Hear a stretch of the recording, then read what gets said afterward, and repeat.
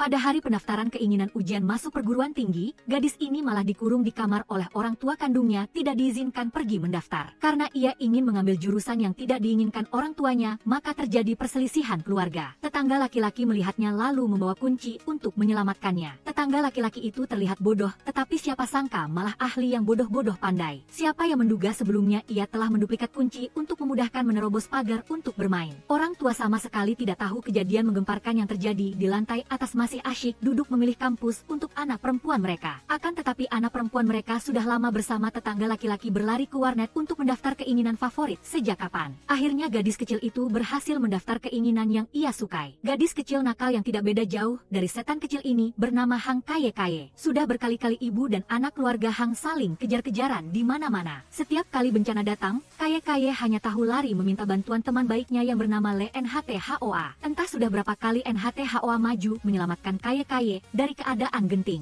Waktu terus berlalu, setan kecil yang dulu kini sudah menjadi setan betina. Tidak sekarang sudah menjadi seorang gadis remaja. Sekarang Kaye Kaye sudah tidak nakal seperti dulu lagi, melainkan ia memilih untuk hidup menyendiri. 3 bulan lalu Kaye Kaye pernah datang mencari NHTHOA. Namun NHTHOA hanya mengiriminya satu pesan lalu menghilang. Tepat saat ini ponsel Kaye Kaye tiba-tiba rusak. Karena tidak berani membaca pesan itu, maka Kaye Kaye pun tidak repot-repot memperbaiki ponselnya. Sampai sekarang Kaye Kaye masih tidak tahu apa yang NHTHOA kirimkan padanya. Hari ini saat berdiskusi tentang proyek yang akan datang, melihat rekan kerja mengubah rencana secepat kilat, TH langsung gatal hati dan membantah. Rapat berakhir dalam suasana yang tidak begitu baik. Malam itu, kedua sahabat itu menyeret satu sama lain pergi makan untuk melupakan kesedihan 3 hari. Mereka berdua belum sempat berbagi cerita, bencana sudah datang. Ketika mendengar kabar seorang sutradara veteran menolak nominasi kelompok Kaye Kaye, TH langsung marah. TH merampas telepon dan berbicara dengan lancar seperti menampar wajah orang. Melihat itu, Kaye Kaye menggelengkan kepala dengan bosan. Ia tiba-tiba merasa tidak aman memiliki teman seperti ini di sisinya. Mungkin jika ada keberuntungan ia tidak akan menikmatinya, tetapi jika ada bencana ia harus menanggungnya bersama. Tepat seperti apa yang Kaye Kaye duga. Keesokan paginya, TH dipanggil atasan untuk rapat pribadi. Namun, TH tidak hanya tidak dimarahi atasan tetapi juga dipuji atasan. Selain itu, TH juga ditugaskan untuk memimpin kelompok mereka berdua.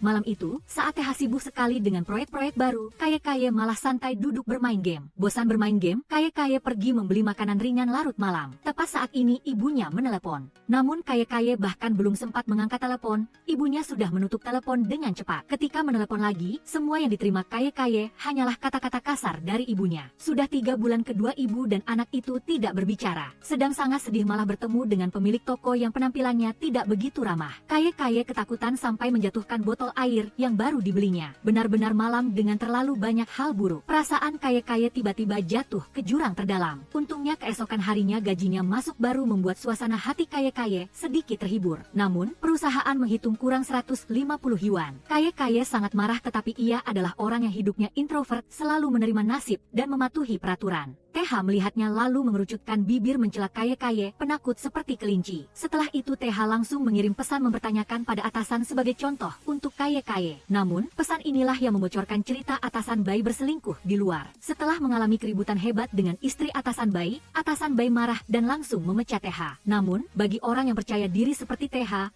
mencari pekerjaan baru bukanlah masalah. Hanya seminggu kemudian TH sudah menemukan pekerjaan baru. Dalam perjalanan wawancara, TH sekalian memperbaiki ponsel untuk Kaye Kaye. Saat inilah Kaye Kaye baru menerima pesan terakhir NHTHOA. TH menyemangati dan mendukung Kaye Kaye untuk memberanikan diri menelepon NHTHOA, tetapi ia sudah memblokirnya sejak lama. Di sisi ini NHTHOA juga sedang melihat benda merindukan orang. Ia terus duduk memandangi foto bersama antara ia dan Kaye Kaye sambil bernostalgia tanpa henti. Tidak bisa menghubungi NHTHOA, Kaye Kaye lalu mengeluarkan kunci yang diberikan NHTHOA padanya setengah tahun lalu. Kaye Kaye sendirian mendatangi rumah lama NHTHOA. Meskipun orangnya sudah pergi tetapi kenangan dan perasaan akrab masih ada di sana. Kaye Kaye berjalan ke arah lemari perlahan meringkuk duduk di sudut. Ini adalah tempat di mana ia sering duduk setiap kali bersembunyi dari ibunya. Kenangan masa kecil tiba-tiba membanjiri pikiran membuat Kaye Kaye sedih hingga meneteskan air mata. Tiba-tiba pegangan pintu bergerak. Ia terkejut melompat keluar. Namun, orang yang muncul bukanlah NHTHOA melainkan ibu pemilik rumah. Awalnya ibu pemilik rumah mengira Kaye Kaye adalah pencuri. Untungnya ia sempat mengeluarkan kunci kamar yang pernah diberikan NHTHOA kepadanya baru tidak dibawa ke kantor polisi. Melihat kunci itu, ibu pemilik rumah sangat terkejut. Kontrak sewa NHTHOA sudah habis masa berlakunya maka ia datang untuk mengambil kembali kamar itu. Kali ini giliran Kaye yang sangat terkejut. NHT HOA sama sekali tidak memberitahunya tentang hal ini. Kaye sangat sedih dan putus asa atas keputusan NHT HOA. Sedang menjelajah web, ia melihat kakak perempuan NHT HOA melakukan siaran langsung menjual barang. Kaye langsung mengirim pesan janji bertemu NHT Cat. Namun, NHT Cat tidak ingin bertemu Kaye sehingga ia memblokir semua pesan satu persatu. Melihat Kaye gigih seperti lintah kelaparan, NHT Cat kesal langsung mematikan siaran langsung. Kaye sangat bosan menghela napas panjang. Hari-hari berikutnya Kaye berputar-putar dalam putaran pekerjaan. Namun, suasana hati yang buruk juga memengaruhi kualitas pekerjaan. Suatu hari yang mendung, Kaye dipanggil atasan Bai ke ruang rapat pribadi. Di pesta akhir tahun perusahaan, Kaye sedang duduk minum sendirian. Tiba-tiba seorang rekan kerja laki-laki datang mengajaknya bicara. Melihat orang di depannya, ia salah mengira sebagai NHT HOA dan hampir salah memberikan ciuman berbau alkohol yang kental. Karena terlalu bosan, Kaye memutuskan bernyanyi dan menari sedikit agar ramai. Namun, suara emas di desa bernyanyi buruk miliknya telah membuat semua rekan kerja hanya bisa diam berdiri melihat. Melihat wajah atasan Bai jelas tahu ingin mengusir Kaye turun sekali. Meskipun begitu, Kaye masih ingin tinggal sebentar untuk curhat sedikit. Ia hanyalah orang biasa yang menjalani hidup biasa. Namun, hari ini ia ingin menguji dirinya sedikit. Pertama, Kaye memarahi atasan Bai sebagai orang yang tidak tahu berterima kasih. TH sudah berkontribusi banyak untuk perusahaan seperti itu, tetapi hanya karena masalah pribadi atasan sudah memecatnya. Namun, semua itu hanyalah pikiran Kaye saja. Orang penakut seperti ia mana berani membantah atasan seperti itu. Sebaliknya, di tengah pesta Kaye merengek pada atasan untuk menaikkan gajinya. Di pesta itu Kaye membuat keributan. Ia dan dua pemabuk berat saling mengantar pulang. Siapa sangka dalam perjalanan pulang atasan Bai benar-benar mengirim amplop merah kepada Kaye karena keaktifannya. Namun, belum sempat bersenang-senang,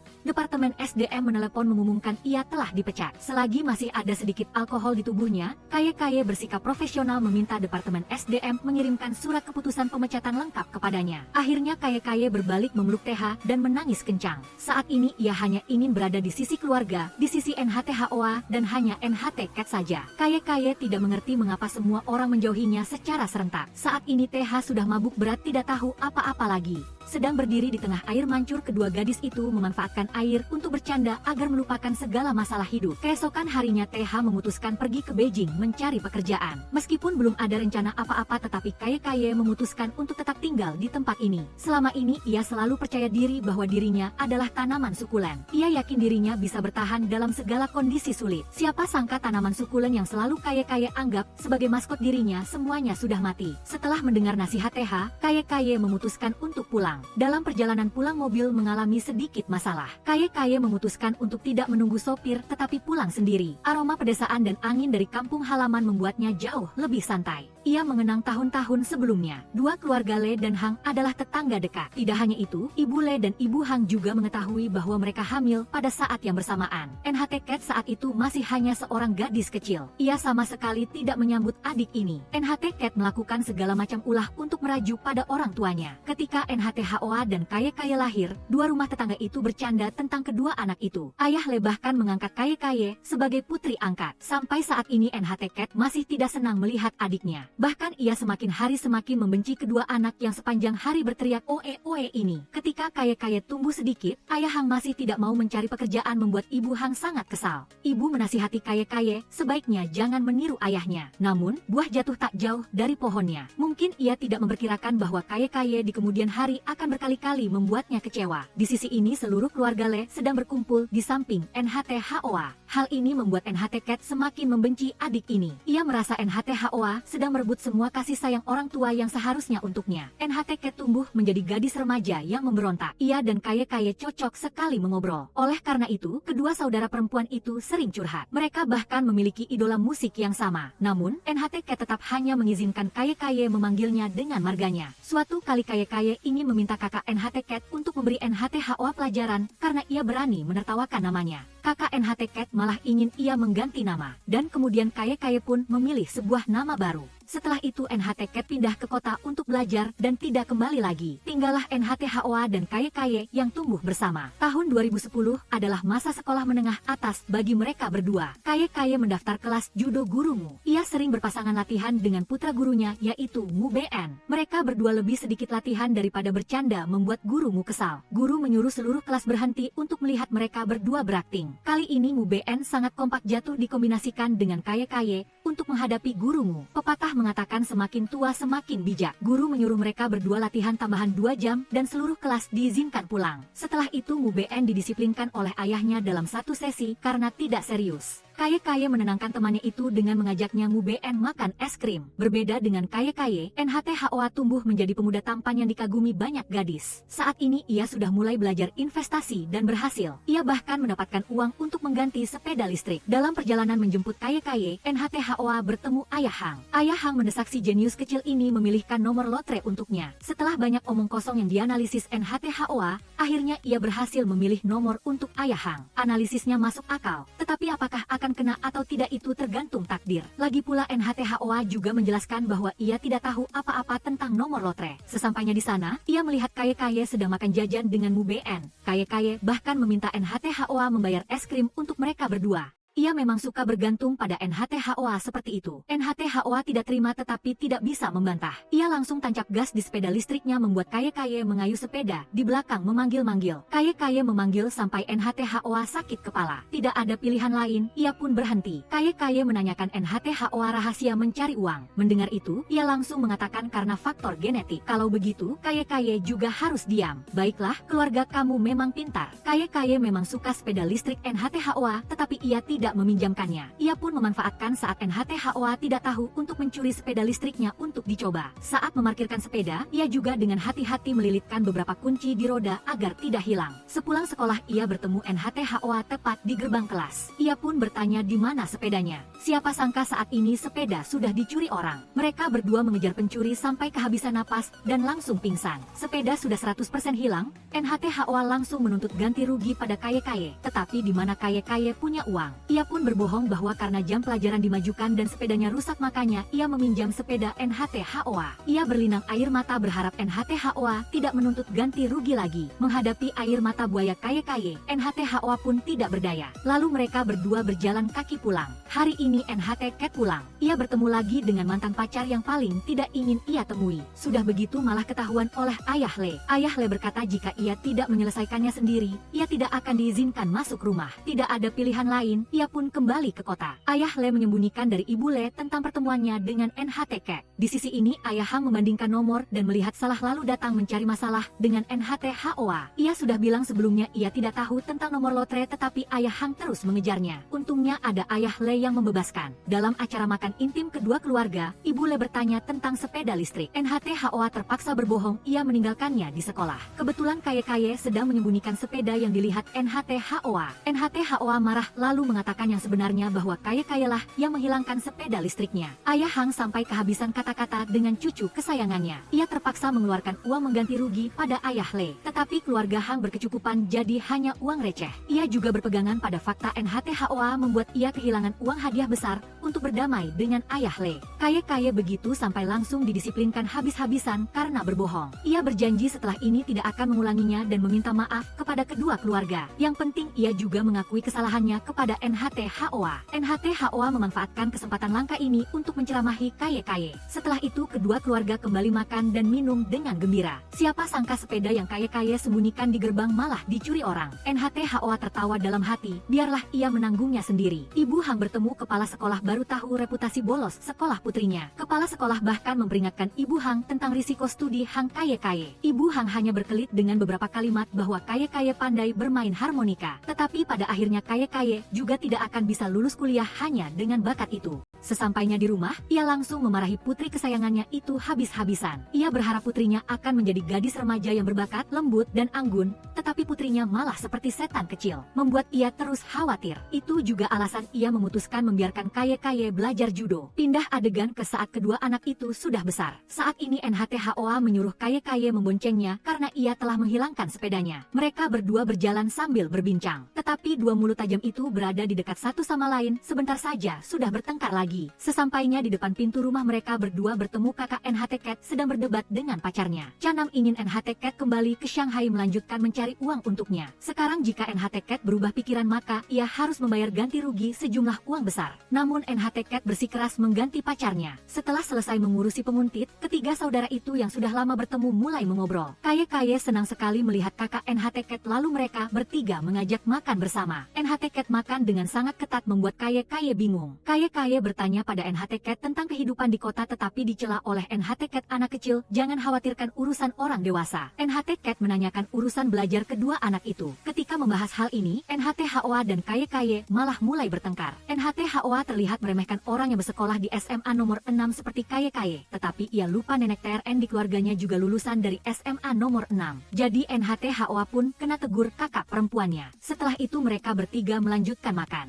Kaye dan NHT Cat terus membongkar aib masa kecil untuk menggoda NHT Hoa, membuatnya kesal dan langsung pulang. Keesokan harinya Kaye bertemu NHT Hoa sedang bermain basket. Ia berjanji kepada Kaye 45 menit lagi akan pulang, dan jika Kaye lambat ia tidak akan menunggu. Jam baru saja berbunyi, NHT Hoa langsung meninggalkan pertandingan dan berbalik pergi. Benar-benar ayah mana anak mana. Masih ingat pagi sebelumnya ayah Le menawarkan mengantar kedua anak itu ke sekolah. Tetapi Kaye masih sayang sarapan jadi terlambat beberapa detik. Kembali ke kenyataan, NHT Hoa kembali memberikan Kaye botol air yang baru dibelinya, lalu mereka berdua pulang bersama. NHT Hoa sudah membeli sepeda listrik baru. Melihat NHT Hoa punya sepeda baru, Kaye lagi-lagi ingin ia besok terus mengantar jemputnya ke kelas judo. NHT Hoa menyuruhnya untuk fokus belajar dengan giat, tapi dia ingin bersenang-senang agar punya lebih banyak kenangan sebagai pelajar daripada menenggelamkan diri dalam buku seperti NHT Hoa. Karena tidak mau kalah debat, NHT Hoa menghentikan mobil dan membiarkan Kaye berjalan kaki. Sesampainya di rumah, NHT Hoa segera diberitahu oleh NHT Cat bahwa sekolah Kaye akan diubah menjadi sekolah kejuruan tingkat menengah. Begitu tahu, dia langsung khawatir. Sementara itu, Kaye masih asyik di bawah selimut membaca komik. Tiba-tiba selimutnya ditarik. Kaye mengira itu ibunya dan terus meminta maaf. Siapa sangka, itu adalah si wajah putih NHT Hoa yang memanjat balkon. NHT Hoa datang ke sini untuk mengajari Kaye karena khawatir dengan hasil belajarnya.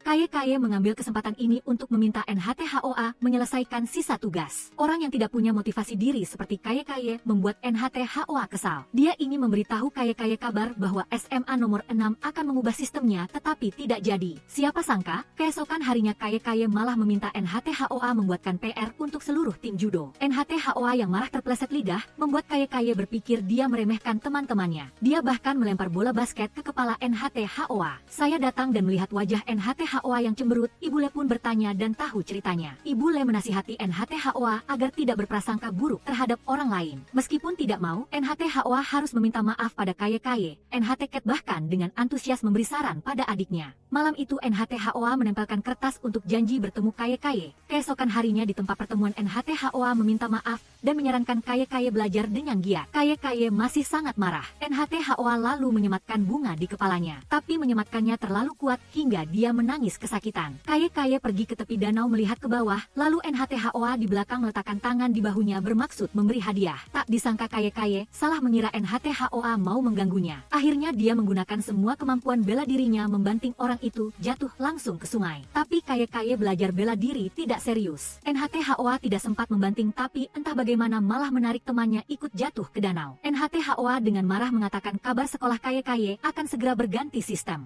Siapa sangka Kaye bahkan tidak mengerti apa itu sekolah kejuruan tingkat menengah. Sesampai di rumah NHT Hoa terus berpikir bahwa NHT Cat yang memberitahunya dan bertengkar dengan kakaknya. Di kelas judo, guru mengumumkan akan ada turnamen, tetapi siswa tidak terlalu antusias. Jadi dia akan mengizinkan semua orang ikut. Saat ini Kaye mengangkat tangan meminta izin mundur karena alasan lama yang bahkan sudah dihafal oleh gurunya. Akhirnya seluruh kelas tetap harus berlatih. Hanya Kaye yang harus berlatih tambahan 4 jam. Setelah latihan, Kaye berjalan pulang dengan lelah. Dia berlatih sampai terluka. Tepat pada saat itu NHT Hoa lewat, tetapi dia masih marah jadi dia tidak memberinya tumpangan. Setelah itu NHT Hoa pergi ke kedai Ayah Hang. Ayah Hang menyambutnya dengan ramah, lalu NHT Hoa memberitahunya bahwa sekolah Kaye akan segera menjadi sekolah kejuruan. NHT Hoa menyarankan Kaye ikut beberapa ujian untuk pindah sekolah. Namun Ayah Hang tidak terlihat khawatir. Baginya, yang terpenting adalah Kaye hidup nyaman. Tapi bagaimanapun juga, dia sangat berterima kasih pada NHT Hoa karena peduli pada Kaye. Dia tidak bisa menahan diri untuk tidak kagum bahwa keluarga Le memiliki putra ini sungguh suatu berkah. Saat ini Kaye masih asyik makan es krim. 2 tangan 2 sendok, dia melahap seluruh meja es krim. Tepat pada saat ini bertemu Ayah Le dan NHT Cat di sini. NHT Cat dengan ramah Hang membelikan hadiah untuk merayu ayah agar berinvestasi padanya. Dia ingin membuat merek kosmetiknya sendiri. Dia bahkan memamerkan jumlah pendukungnya dan bersusah payah menyewa orang untuk berakting di depan ayahnya untuk mendapatkan kepercayaan ayahnya. Dengan mata yang sudah banyak melihat dunia, Ayah Le tahu segalanya. Namun dia juga tidak membuat NHT Cat kecewa. Kaye datang memojokkan NHT Cat dengan maksud menggunakan kabar ini untuk bernegosiasi dengannya. Tapi NHT Cat juga tidak takut. Mereka berdua berbicara tentang masa depan yang jauh. Di sisi lain, Ayah Hang tidak sengaja memberitahu Ibu Hang tentang SMA nomor 6. Ibu Hang yang khawatir segera menelepon untuk memastikan. Setelah itu dia memutuskan untuk memindahkan sekolah Kaye. Kedua keluarga kembali mengadakan makan malam. Ternyata mereka ingin mengumumkan soal kepindahan sekolah untuk Kaye dan agar Kaye ikut pertandingan judo. Semua orang menyemangati Kaye,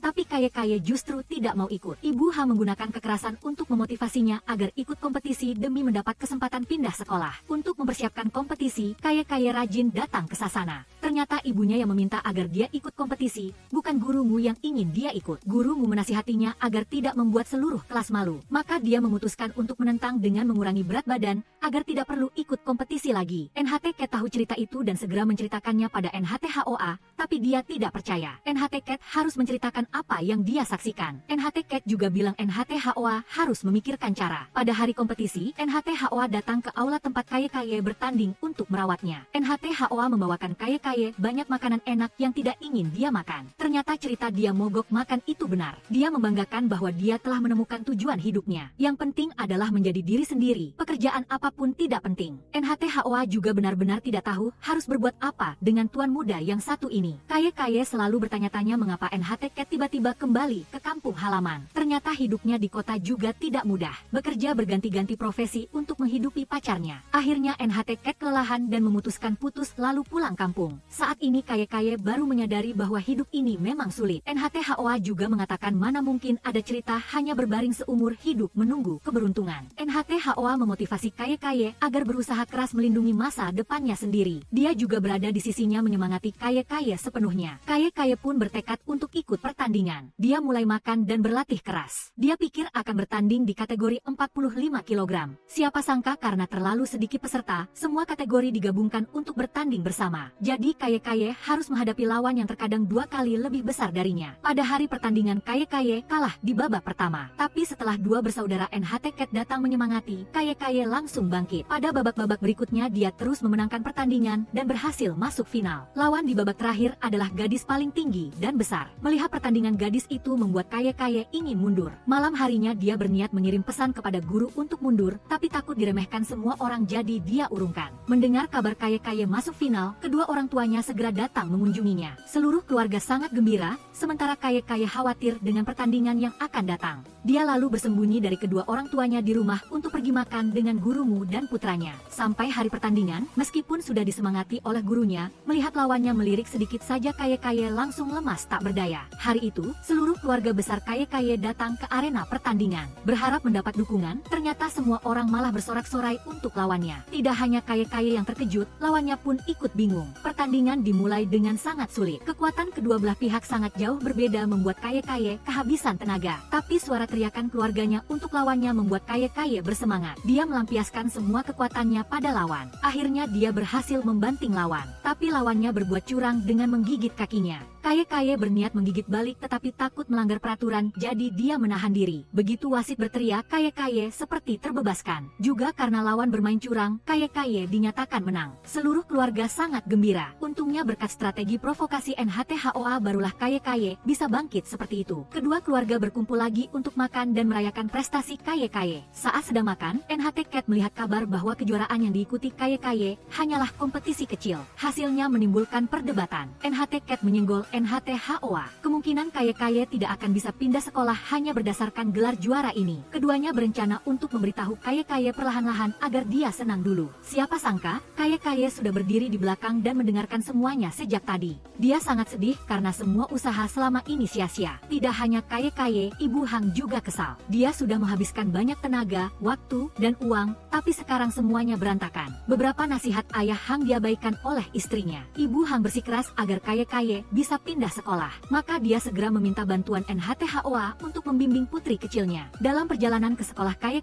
dan NHTHOA sedang membicarakan SMA nomor 1. Akhirnya Kaye berhasil pindah ke sana. Siapa sangka di sana dia sekelas dengan Kobeo, lawan yang bertanding judo dengannya. Meskipun canggung, untungnya ada teman bernama DNG, sehingga tak lama kemudian mereka bertiga menjadi akrab. 3 orang sedang berjalan-jalan melewati lapangan basket lalu bertemu NHTHOA. Kobeo langsung mengenali orang yang menyemangatinya dalam pertandingan melawan Kaye. Dia lalu menoleh dan menanyakan segalanya, sementara Kaye hanya bisa tersenyum canggung. Tepat pada saat itu, bola basket terbang ke arah Kaye. Dengan refleks dia menepisnya ke samping. Siapa sangka, bola itu mengenai Hang DCH yang berdiri di sampingnya, membuat dia pingsan. Akhirnya, tidak hanya harus membawa orang itu untuk diperban, tetapi juga harus membayar biaya rumah sakit. Kaye kembali berdalih meminjam uang dari NHTHOA untuk membayar karena dia mana punya uang sebanyak itu. Sisa uangnya dia ajak teman-teman barunya untuk makan. Ternyata Kobeo dan Kaye sangat cocok. Adegan makan-makan ini tertangkap basah oleh NHTHOA. Malam itu NHTHOA mencari Kaye untuk bicara baik-baik, tetapi dia malah bersembunyi. Jika dia bisa bersembunyi hari ini, dia tidak akan bisa bersembunyi besok. Keesokan harinya, saat seluruh kelompok sedang duduk di perpustakaan, NHTHOA datang menagih uang. Kaye cepat-cepat lari meninggalkan Kobeo untuk menghalangi NHTHOA. Karena tidak berhasil menagih Kaye, dia lalu pergi ke rumahnya menempelkan surat utang. Siapa sangka, dia malah ketahuan oleh Ibu Hang. Awalnya Ibu Hang mengira NHTHOA mengirim surat cinta untuk putrinya. Ternyata Kaye berutang uang sehingga NHTHOA datang langsung untuk menagih. Kaye masih berlari-lari dengan gembira, lalu NHTHOA datang dengan licik. Dia dengan lembut menyampaikan pesan dari Ibu Hang mengingatkan putrinya untuk pulang lebih awal hari ini lalu pergi. Kaye merasa tidak tenang lalu pergi ke kedai dan duduk sampai malam baru pulang. Begitu masuk pintu, dia sudah bertemu ibunya. Dia pikir dia akan dipukuli oleh ibunya, tetapi tidak. Dia hanya disuruh menghafal peraturan siswa. Kaye langsung tahu itu pasti ulah NHTHOA. Kedua keluarga kembali berkumpul. Mengambil kesempatan ini NHTHOA memprovokasi agar Kaye berdiri dan membacakan seluruh papan peraturan. Kaye dengan berani berdiri dan langsung membacanya. Awalnya lancar tetapi bagian akhirnya kacau. Ketahuan bahwa dia tidak belajar dengan serius. Kaye kembali dinasihati oleh ibunya. Untuk menghindari NHTHOA berbuat ulah lagi untuk membalas dendam, dia terpaksa mengerahkan semua modalnya membayar utang pada NHTHOA. Keesokan harinya kelas Kaye kedatangan murid baru. Ternyata itu adalah Hang DCH, orang yang kepalanya terkena bola pantulan dari Kaye. Tidak hanya itu, dia bahkan duduk di samping Kaye. Hang DCH tentu saja mengenali orang yang telah mencelakainya. Pulang sekolah NHTHOA datang menjemput Kaye. Hang DCH baru tahu kalau saingan cintanya ternyata ada hubungannya dengan teman sebangkunya. Dia memutuskan untuk mendekati teman sebangkunya. Hang DCH lalu mengejar Kaye dengan mengajarinya belajar. NHTHOA kebetulan melihatnya dan memotretnya. Dia bahkan menipu Kaye hingga dia berlari dari kedai kembali ke sekolah tetapi tetap tidak sempat. Kaye lalu memberikan roti yang sedang dia makan kepada NHTHOA agar dia menghentikan nada bicara yang banyak menuntut. Sejak hari itu Kaye sering bertemu Hang DCH. Pergi ke kedai dekat sekolah pun bertemu. Dia bahkan ditawari secangkir kopi oleh Hang DCH. Tidak hanya itu, keesokan paginya saat Kaye dan NHTHOA bersiap berangkat sekolah, mereka langsung bertemu si wajah putih Hang DCH berdiri di depan pintu. Mengaku menunggu Kaye, Hang DCH malah terus mengikuti NHTHOA. Lalu keduanya begitu saja meninggalkan Kaye dan menghilang. Ternyata Hang DCH sudah menganggap NHTHOA sebagai saingan berat sejak kecil. Dimulai dari saat NHTHOA merebut posisi pertama Hang DCH di Olimpiade. Hang DCH terus menempel seperti lintah selama seminggu membuat NHTHOA kesal. Dalam pertandingan basket Hang DCH sengaja ingin mengambil semua kemuliaan NHTHOA. Tetapi NHTHOA juga sangat pandai bermain basket. Tingkat kemampuannya jauh di atas Hang DCH. Akhir pertandingan tim NHTHOA menang.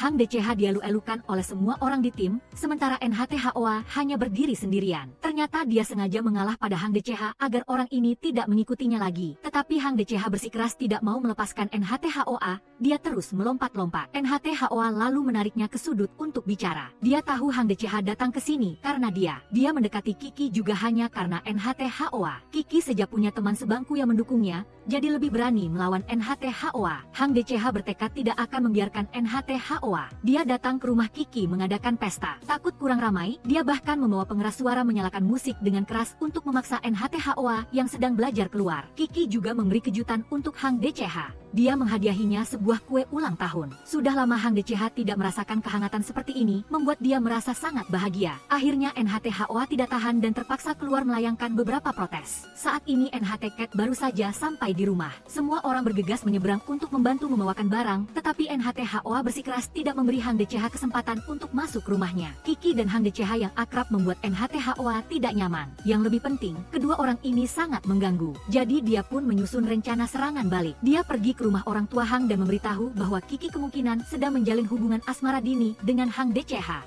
NHT HOA senang karena akan segera menyingkirkan Hang Deceha dari hidupnya dan Kiki, jadi dia bahkan dengan perhatian berlari membelikan bubble tea. Siapa sangka, begitu kembali dia langsung bertemu saingan cintanya yang diundang makan malam. Ternyata Hang Deceha sudah akrab dengan ayah Hang dan diakui sebagai murid kedua setelah murid besar NHT HOA. Hang Deceha hanya membuat beberapa lelucon saja langsung disambut baik oleh kedua ayah. Hang Deceha juga dengan cerdik menjelaskan hubungannya dengan Kiki sehingga ayah Hang tidak lagi punya prasangka buruk padanya. Hanya ibu Hang saja yang masih agak keras kepala. Namun Hang Deceha yang cekatan dan pandai bicara dengan cepat berhasil mengambil hati ibu Hang. Dia dengan cepat membantu ibu Hang bekerja. Tidak hanya itu, Hang Deceha juga bermain catur bersama ayah Le dan ayah Hang. Semua hal yang terjadi membuat NHT HOA merasa sangat terancam. Suatu hari saat badai, Hang Deceha tidak bisa pulang dan terpaksa menginap di rumah keluarga Le. Meskipun NHT HOA sangat tidak setuju, tetapi dia tidak bisa membantah seluruh keluarga. Akhirnya mereka berdua terpaksa berbagi tempat tidur. NHT HOA yang kesal tidak bisa tidur lalu membangunkan Hang Deceha. NHT HOA bertanya mengapa Hang Deceha terus tidak mau melepaskannya. Hang Deceha seperti biasa mengatakan dia akan terus mengikuti sampai dia mengetahui rahasia belajar NHT HOA, barulah dia berhenti. Tidak mau ambil pusing NHT HOA lalu turun tidur di lantai. Tengah malam Hang Deceha bangun diam-diam menggeledah lalu memotret rencana belajar NHT HOA. NHT HOA meskipun melihatnya membiarkan dia melakukan apapun yang dia mau. Di akhir tahun kelas 11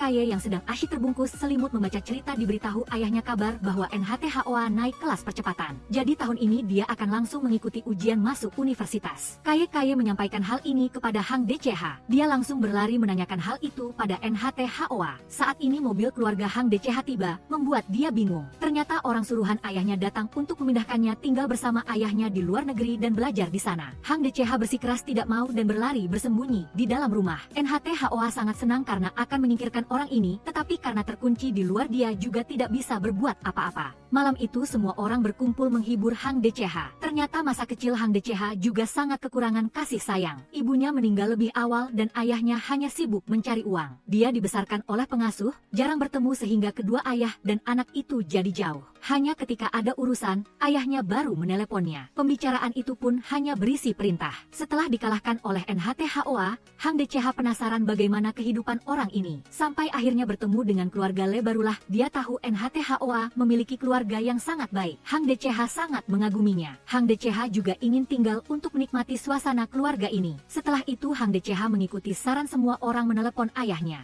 Tapi ayah Hang Deceha tetap ingin mengikuti kemauannya sendiri, membuat Hang Deceha terluka dan menangis. Orang tua dari dua keluarga Le dan Hang pun mengangkat telepon menggantikan Hang Deceha. Sama-sama orang tua, mereka punya beberapa nasihat untuk ayah Hang Deceha. Di sisi ini, para anak muda juga berkumpul memberi nasihat pada Hang Deceha. Setelah itu, kedua ayah dan anak itu memutuskan berdamai. Hang Deceha pun bersedia pergi ke luar negeri tinggal bersama ayahnya. Setelah Hang Deceha pergi, orang yang paling gembira adalah NHT HOA. Ketika kembali ke kamar, NHT HOA membereskan sisa-sisa yang ditinggalkan Hang Deceha. Dia tiba-tiba menyadari orang ini juga tidak terlalu tidak disukai. Maka Kiki kembali duduk sendirian, tidak ada lagi yang mendukungnya. Saat pelajaran, dia ketahuan makan sembunyi-sembunyi di kelas. Guru perempuan itu lalu menyerahkannya kepada ketua kelas VNT untuk dibimbing. Tapi VNT tidak terlalu menyambut Kiki. Suatu kali karena VNT menyebutkan nilai buruk ulangan Kiki di depan kelas, dia saking marahnya melempar kapur ke kepala VNT. Masalah kecil dibesar-besarkan, Ibu Hang dipanggil menghadap guru, sekaligus mengetahui juga hasil ulangan putrinya. Sesampai di rumah, Ibu Hang tidak mengatakan apa-apa membuat Kiki khawatir. Dia terus berpikir ibunya akan memukulnya. Siapa sangka, Ibu Hang saking marahnya malah pingsan membuat seisi rumah panik. Karena masalah ini juga ayah untuk pertama kalinya berbicara kasar pada Kiki. Dia sedih lalu pergi mengungsi ke rumah NHT HOA. NHT HOA yang tahu ceritanya lalu menyarankannya untuk introspeksi diri. Ia juga sangat menyesal tetapi tidak cukup berani sehingga menginap di rumah Hihuo. Keesokan paginya barulah ia berani pulang ke rumah. Saat itu Ibu Li sedang merawat Ibu Siong. Ibu Siong menceritakan kembali betapa banyak kesulitan dari saat hamil sampai membesarkan Kiki. Ia membesarkannya dengan banyak harapan. Tetapi semakin banyak berharap, semakin banyak juga kekecewaan. Kiki Kiki yang berdiri di luar mendengarnya semua. Ia tidak ingin membuat ibunya kecewa lagi. Ia bertekad membuat ibunya senang. Malam itu Kiki pergi ke Yihuo untuk meminta bantuan tetapi ditolak. Akhirnya harus dengan campur tangan Ibu Li barulah Yihuo setuju untuk mengajarinya. Berkat bimbingan Yihuo dan Kiki mencurahkan hati untuk belajar keras. Nilai ujian bahasa Inggris berikutnya ia berhasil mendapat lebih dari 100 poin. Kiki gembira berlari pulang ke rumah memamerkan kepada ibunya. Tetapi di tengah jalan Kiki tidak sengaja membiarkan kertas ujiannya tertiup angin. Saat pulang ia malah dipukul ibunya habis-habisan. Benar-benar sia-sia. Yihuo mencapai prestasi tinggi di ujian masuk universitas membuat kedua keluarga sangat gembira. Suatu hari Kiki pergi ke rumah Yihuo karena ada janji dengan Kak Ijie. Tak disangka ia bertemu Yihuo yang baru selesai mandi. Mata Kiki melihat ke hidung dan langsung masuk ke kamar Yijie. Melihat alat rias Kak Yijie sangat bagus, ia pun mencobanya. Tetapi karena tidak punya pengalaman merias, ia terlihat tidak berbeda dengan seorang badut. Karena asyik bermain, ia malah tertidur. Saat bangun ia melihat Yihuo mendekat ke wajahnya. Kiki terkejut bangun mengira Yihuo ingin menciumnya. Ia memarahi Yihuo beberapa patah kata lalu lari langsung pulang ke rumahnya. Pagi berikutnya Kiki masih membayangkan kembali adegan kemarin. Meskipun hari ini harus mengantar Yihuo ke stasiun untuk kuliah tetapi karena terlalu malu ia bersembunyi di rumah. Yihuo menunggu lama tidak melihat ia keluar lalu mengiriminya sebuah pesan. Ia bilang ada sebuah hadiah untuknya di pohon yang sudah berbunga. Kiki melihat hadiah lalu gembira berlari ke sana. Tak disangka mencari lama tidak menemukan pohon itu. Setelah bertanya baru tahu ternyata itu adalah pohon palam. Hadiah dari Yihuo ini bermaksud untuk membiarkan Kiki berusaha keras lulus ujian masuk universitas. Karena pohon palem juga bisa berbunga maka ia juga bisa berhasil. Di sisi ini Yihuo juga sedang membayangkan kembali momen memalukan kemarin dan tersenyum. Akhirnya Kiki pun maju ke masa-masa sulit kelas 12.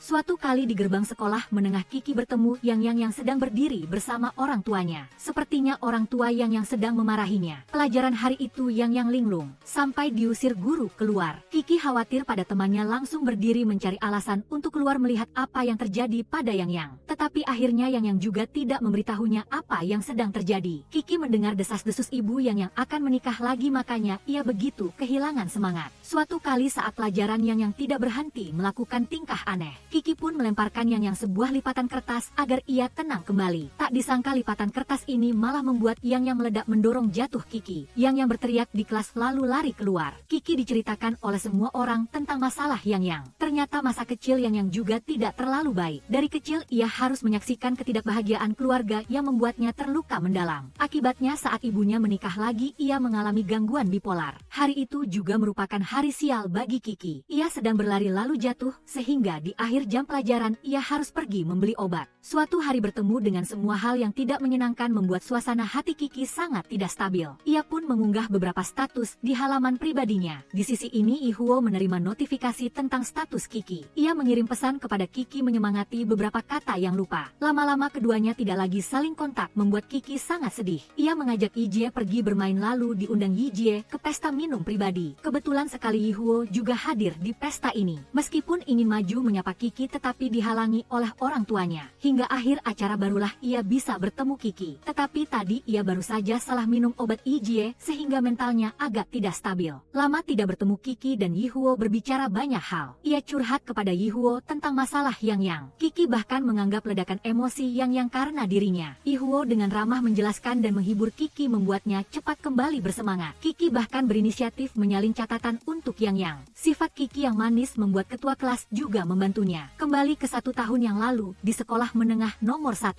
Guru kelas Kiki sedang marah ketika menerima surat cinta dari kelas sebelah yang mengatakan itu dikirim oleh murid kelasnya. Tak disangka surat ini mencantumkan nama ketua kelas yang mengirimnya kepada Yihuo. Ternyata itu hanyalah seorang teman sekelas yang ingin bercanda. Tetapi tak disangka masalah ini telah memengaruhi kehormatan ketua kelas. Tetapi sungguh tidak terkata saat si kepala dingin Yihuo malah menyerahkan surat cinta itu kepada guru. Ketika Kiki pulang ke rumah orang tuanya sedang berdiskusi. Seharusnya di masa sulit ini para orang tua lain akan merawat anak mereka sementara orang tua Kiki malah menyindir putrinya. Mereka melemparkan sebuah bakpao lalu menyuruhnya keluar. Kiki terpaksa makan dan tinggal sementara di keluarga Li. Kiki naik mengunjungi kamar Yihuo mengingat kembali kata-kata yang pernah ia katakan kepadanya. Ia mendapat motivasi motivasi tambahan untuk ujian yang akan datang. Ia bersama ketua kelas tanpa sengaja tahu bahwa ketua kelas ingin masuk universitas tempat Yihuo sedang kuliah. Namun dengan kemampuan ketua kelas, ia pikir ketua kelas bisa melangkah lebih jauh dan lulus di universitas yang lebih baik. Tetapi alasan ketua kelas memilih Universitas Yunduan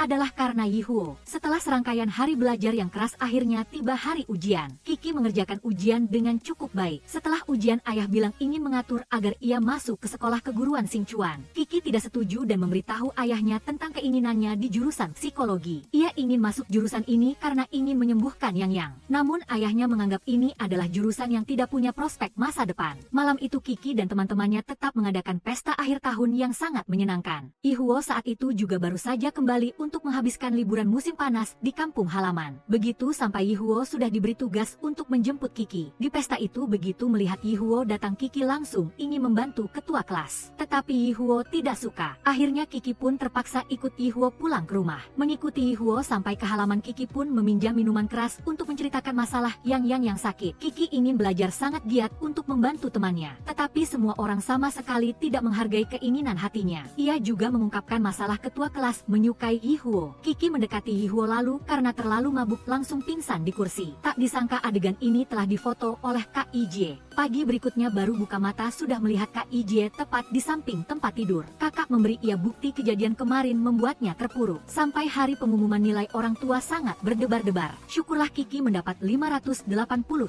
poin. Nilai ini membuat orang tuanya sangat terkejut. Keduanya berdebat tidak tahu harus menyuruhnya kuliah di mana. Saat itu Kiki baru saja tiba di rumah. Ia bersemangat bertanya apakah orang tuanya senang. Awalnya mengira dirinya hampir masuk universitas impian, tetapi orang tua bilang nilainya tidak cukup. Namun Kiki hanya ingin masuk jurusan psikologi dan jurusan ini kebetulan nilainya cukup. Tetapi tidak seperti yang diharapkan, orang tua menolak. Bagi keduanya ini adalah jurusan yang tidak punya prospek. Lagi pula orang tuanya ingin menjaga ia di sisi tidak ingin ia jauh dari mereka. Tidak ada cara lain, orang tua Kiki terpaksa mencari Yihuo untuk meminta bantuan. Tak disangka Yihuo juga sedang bersembunyi. Entah bagaimana keduanya masuk ke dalam lemari lalu bibir bertemu bibir. Setelah momen canggung, keduanya langsung berbalik seolah tidak ada apa-apa yang terjadi. Begitu keluar keduanya agak canggung. Yihuo menanyakan beberapa patah kata tentang pelajaran Kiki, tetapi ia malah berbalik lari. Saat itu Kiki malah bertemu Ibu Xiong yang sedang merencanakan agar ia kuliah di sekolah keguruan Xingchuan. Yihuo juga sudah mendengarnya. Setelah itu Kiki langsung menceritakan ia ingin kuliah jurusan psikologi, tetapi orang tuanya hanya ingin ia kuliah di universitas keguruan.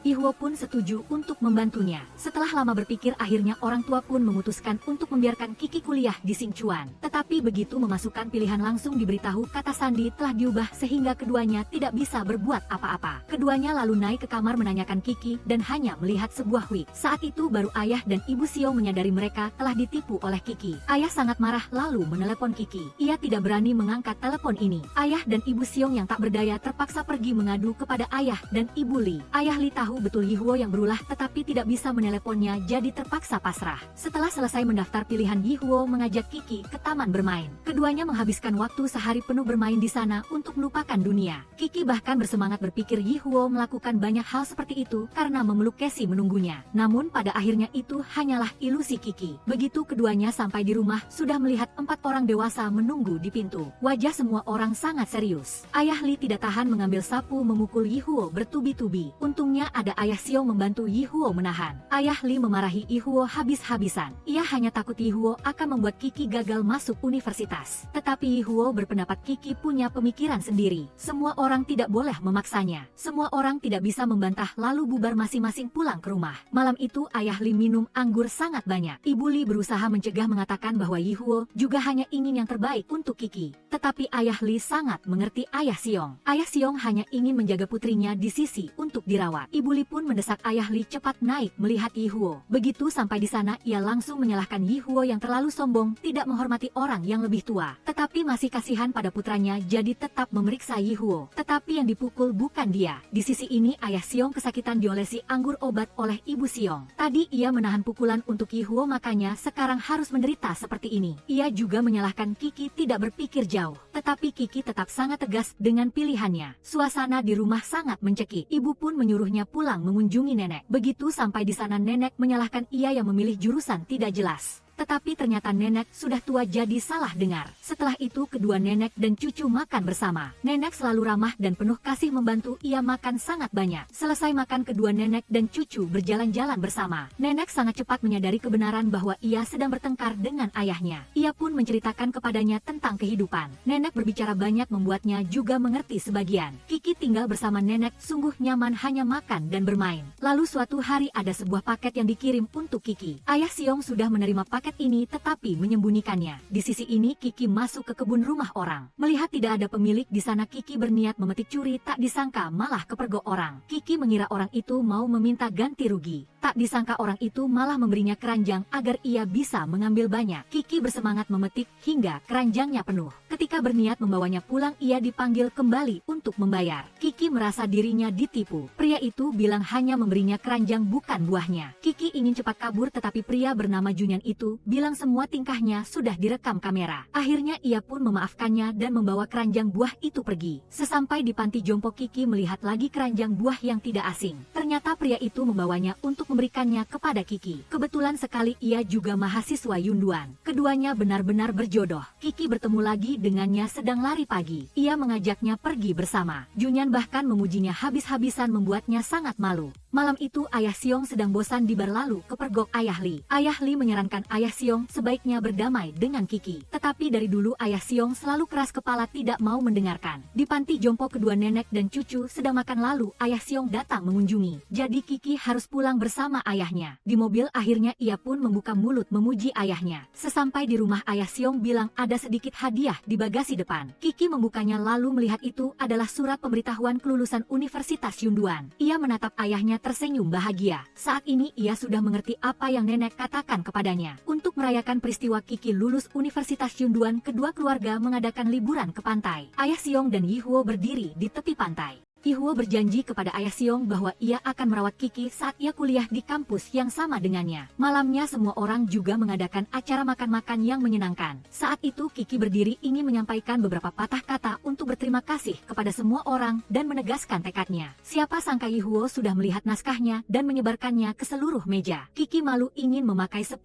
celana. Tepat pada saat ini Yije juga menemukan Yihuo sedang berkirim pesan dengan senior Lusha. Kiki mendengar dalam hati diam-diam merasa tidak tenang. Ditambah dengan penegasan Yihuo membuatnya seperti duduk di atas bara api. Setelah makan malam, Kiki dan Yije terus berulah membuat Yihuo sangat pusing. Ia mengira dua orang ini mabuk makanya bertingkah aneh. Tak disangka seluruh keluarga juga melakukan tingkah aneh yang serupa. Yihuo curiga seisi rumah telah keracunan makanya ia memanggil ambulans. Keesokan harinya Kiki berjalan-jalan bersama Bu Gendut dan ketua kelas. Akhirnya ketua kelas juga sudah melihat jelas perasaannya dan memutuskan untuk tidak kuliah di Yunduan lagi. Sebaliknya ia berusaha sekuat tenaga untuk pergi ke Beijing. Di antara mereka semua hanya Bu Gendut yang masih tetap kuliah di kampung halaman. Namun ketiganya tetap senang bersama Tongkol Jagung. Tidak lama kemudian tiba hari Kiki harus masuk kuliah. Ayah Siong sangat sedih, jadi ia harus berpisah dengan putrinya. Di upacara penerimaan mahasiswa baru Universitas Yunduan, Yihuo berpartisipasi dalam pekerjaan membantu mahasiswa baru. Juga karena ketampanannya orang-orang terus berdatangan membuat Yihuo tidak kunjung selesai. Sampai ada senior wanita menyarankan ia sebaiknya istirahat barulah kerumunan bubar. Begitu Yihuo istirahat, Kiki datang. Ia pun menuju ke tempat Kak Sa dan Kak Gendut untuk melakukan prosedur. Ini juga saat ia bertemu Siksi, teman satu jurusan dan kelak menjadi sahabatnya. Di pelajaran pertama jurusan psikologi, Kiki melihat mahasiswa sungguh sepi. Tetapi bagi dosen mata kuliah seperti ini sudah jauh lebih ramai dari biasanya. Kiki bahkan salah mengira dosen adalah guru SMA karena mereka terlalu mirip. Sampai-sampai hampir dijadikan contoh psikologi yang tidak stabil. Di sisi ini Yihuo baru saja kembali ke kamar langsung melihat foto Kak Gendut memotret diam-diam Kiki saat ia sedang melakukan prosedur. Kak Gendut menyatakan kekagumannya pada Kiki. Yihuo hanya tertawa lalu mengungkapkan bahwa Kiki adalah teman masa kecilnya. Temannya bahkan bercanda punya teman dari kecil yang cantik dan manis begini, tetapi masih juga tidak jelas dengan senior Lusha. Dengan begitu Yihuo juga pantas menjomblo. Kiki dan Siksi sangat cepat akrab. Keduanya bahkan pergi makan bersama. Kebetulan kebetulan bertemu Yihuo dan temannya. Akhirnya semua orang mengajak bergabung. Kak gendut ini memanfaatkan kesempatan ini menyatakan cinta kepada Kiki, tetapi Yihuo menyarankan bahwa keduanya sama sekali tidak cocok. Didesak temannya, Kak gendut langsung menyatakan cinta kepada Kiki, seketika membuatnya bingung dan canggung. Walaupun agak kaku, tetapi kemudian semua orang senang makan bersama. Hari ini Kiki pergi kuliah lagi, melihat jurusannya ada banyak mahasiswa yang tidak biasa. Ternyata karena jurusan psikologinya terlalu sedikit peminat, pihak kampus menggabungkannya dengan jurusan lain agar hemat tenaga kerja. Kiki juga mendengar kali ini ia akan dibimbing seorang senior tingkat atas. Ini adalah senior yang sangat tampan. Sampai-sampai kembang kampus tidak jelas selama 3 tahun tanpa status. Begitu keduanya masuk kelas sudah direbut tempat duduknya oleh kelompok senior itu. Senior itu berulah perundungan senior kepada junior membuat Siksi kesal. Alih-alih diam, ia pun berdebat dengan mereka. Senior itu akhirnya dimarahi sampai diam. Baru mau bikin masalah, senior laki-laki masuk. Ternyata dia adalah kakak di kebun buah bernama Junyan. Junyan angkat bicara membela 2 junior baru. Senior perempuan tidak bisa berbuat apa-apa lalu menyerahkan tempat duduk kepada keduanya. Bertemu lagi dengan kakak di kebun buah, Kiki sangat senang. Tetapi juga sedih karena sepertinya ia sudah melupakannya. Pulang sekolah Kiki bahkan sengaja berjalan lambat dan akhirnya senior itu pun mengenalinya. Senior itu bahkan meminta bantuannya menyusun dokumen sekalian mengajaknya makan. Kiki baru mau setuju, Yihuo di pintu sudah mendengar semuanya. Ia langsung memanggil Kiki dengan julukan beruang anjing lalu menariknya pergi. Kiki sangat marah.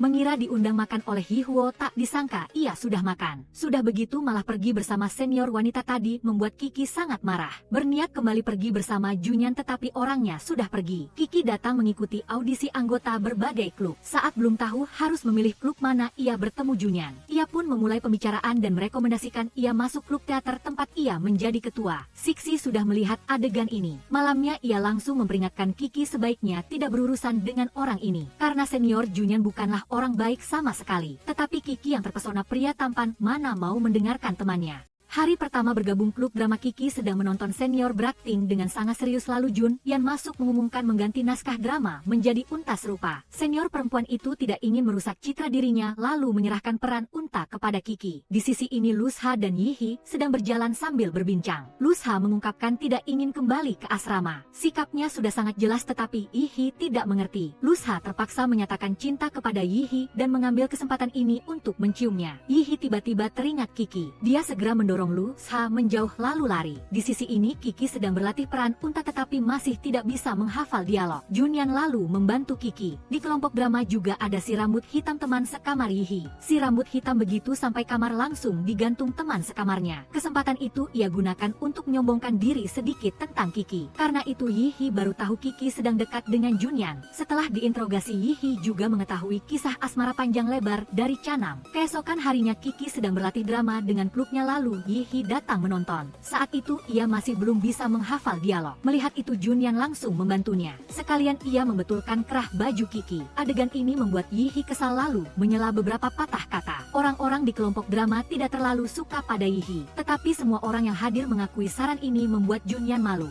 Junyan lalu mempersilakan Yihi mencoba memimpin sesi drama. Yihi yang awalnya tidak berpengalaman membuat semuanya berantakan. Akhirnya Yihi diejek oleh semua orang di sana. Saat itu Lusha muncul membela Yihi. Melihat itu Yihi langsung pergi. Kiki mengejar dan memarahi Yihi yang terlalu sombong. Tetapi ia hanya ingin yang terbaik untuknya. Kiki tidak ingin Yihi ikut campur lagi dalam urusannya. Tetapi Yihi harus mengatakan Kiki harus berhati-hati dengan orang seperti Junyan. Malam itu klub drama mengadakan acara kumpul-kumpul makan. Kiki meminta maaf kepada Junyan atas kejadian hari itu. Ia juga mengajak Junyan berkencan. Keduanya pergi makan dengan sangat gembira, bahkan ada gerak-gerik mesra. Yihi telah melihat seluruh adegan ini. Dia marah lalu pergi ke sasana tinju melampiaskan kemarahan pada Samsa. Yihi berpikir, ya, 3 elemen dalam cinta, dia sudah punya 2. Tinggal 1, yaitu insiden. Kira-kira apakah dia sudah suka Kiki atau belum? Ekspresi Yihi membuat kedua teman sekamarnya bingung dan terkejut. Si gendut bahkan mengalami mata lebam sebelah. Dia juga sangat tidak puas. Kenapa semua orang memperebutkan Kiki dengannya seperti itu? Namun si rambut emas justru berpendapat Yihi kalah jauh dari Junyan. Tetapi Yihi tidak ingin ada yang membicarakan masalah ini. Dia tidak ingin menerima kenyataan bahwa dia telah menyukai Kiki. Yihi marah lalu berbalik pergi. Malam itu Yi-hee ingin bertemu Kiki, tetapi dia sedang berlatih drama, jadi dia terpaksa kembali. Yi-hee naik ke atap mencari angin dan kebetulan bertemu konselor yang sedang patroli keliling sekolah. Konselor salah paham Yi-hee ingin melompat lalu berulang kali menasihatinya. Tetapi Yi-hee menegaskan dia sama sekali tidak berniat melakukan hal bodoh. Akhirnya berkat konselor itu dia pun mengerti perasaannya terhadap Kiki. Dia memutuskan memberi Kiki buket bunga besar sebagai ucapan selamat atas selesainya pertunjukan. Dia juga ingin menyatakan cinta padanya. Tetapi kata-kata itu tertahan di tenggorokan lalu dihentikan oleh Kiki. Di kamar asrama Yi-hee masih tertegun ketika dipanggil temannya menanyakan perihal pemberian bunga kepada Kiki. Teman sekamar juga mencela dia terlalu lambat lalu memberinya beberapa nasihat lagi. Sebaiknya menyatakan cinta secepat mungkin. Kesempatan menyatakan cinta datang begitu saja. Mahasiswa tahun kedua seperti Kiki harus mengikuti latihan militer susulan. Semua orang di dalam mobil sangat kelelahan ketika komandan ingin menyegarkan semangat mereka. Dia menyuruh mereka semua berjalan kaki ke barak. Kondisi hidup yang sulit di sini membuat Kiki hampir gila. Bukan hanya makanannya hanya sedikit tetapi juga sangat sulit dimakan. Kiki berencana memesan makanan dari luar tetapi tidak ada sinyal. Sementara itu Yi-hee juga ingin mengajukan diri menjadi komandan tim di sekolah militer. Yi-hee datang ke kantor meminta izin untuk memimpin tim militer lalu bertemu Jun Yan yang juga ada di sana. Dia juga punya tujuan yang sama dengan Yi-hee. Saat latihan di militer Kiki bertemu Yi-hee langsung kegirangan. Malam hari Kiki juga dipanggil keluar. Ia sedang bertanya-tanya lalu dibawa menemui seseorang yang memakai topeng. Ternyata itu adalah Yi-hee yang sedang berulah. Dia membawanya ke meja yang penuh dengan makanan. Kiki senang lalu menenggelamkan diri dalam makanan. Di bawah lampu yang berkelip-kelip Yi-hee memakai kostum yang paling disukai Kiki saat kecil. Yi-hee sedang berencana menyatakan cinta lalu dikejutkan oleh suara teriakan. Keduanya langsung berpegangan tangan melarikan diri. Ternyata Jun yang telah masuk ke barak mengumumkan insiden tersebut. Ternyata ada orang yang membawa makanan ringan dalam jumlah besar dan oleh karena itu sekarang siapapun yang ketahuan makan makanan ringan akan didisiplinkan. Harus kembali lagi ke menu makan yang monoton. Kiki yang masih merasa bosan Jun yang diam-diam memberinya sebatang makanan ringan. Kiki sangat senang lalu mengeluarkannya untuk dimakan. Yi-hee kebetulan melihat adegan ini lalu menyitanya. Kiki ingin merebutnya kembali tetapi tidak berhasil dan terpaksa menyerah. Melihat makanan di depannya dia tidak ingin menelannya. Si 11 yang baik hati memberitahu Kiki bahwa sore harinya harus latihan dengan intensitas tinggi. Jika tidak makan maka akan pingsan. Benar saja Kiki pingsan. Yi-hee melihatnya dan merasa kasihan. Dalam kegiatan bersama Yi-hee dan Jun yang membagikan makanan kepada semua orang. Tetapi ketika sampai pada Kiki makanan ringan di tangan Yi-hee habis. Kiki marah menganggap dia sengaja mempermainkannya. Tetapi ketika Yi-hee baru saja pergi untuk mengambil lagi Jun yang memanfaatkan kesempatan itu memberi dia makanan ringan lainnya. Begitu kembali Kiki hendak mengajak Jun yang naik mobil tetapi siapa sangka dia malah naik mobil sport Lusha dan pergi. Mungkin sudah menyadari niat jahat Jun yang jadi Kiki terlihat sedih. Saat itu Yi-hee juga naik mobil. Dia juga mengajak Kiki makan untuk mengganti hari-hari sulit di militer membuat Kiki sedikit terhibur. Setelah kembali dari militer Kiki makan seperti kesetanan. Yi-hee merawatnya sedikit demi sedikit. Hasilnya karena terlalu banyak makan akhirnya Kiki merasa mual ingin muntah di akhir acara. Benar-benar tidak tepat waktu. Yi-hee sedang ingin menyatakan cinta padanya. Tetapi begitu dia menariknya berbalik Kiki malah memuntahkan semuanya ke tubuhnya.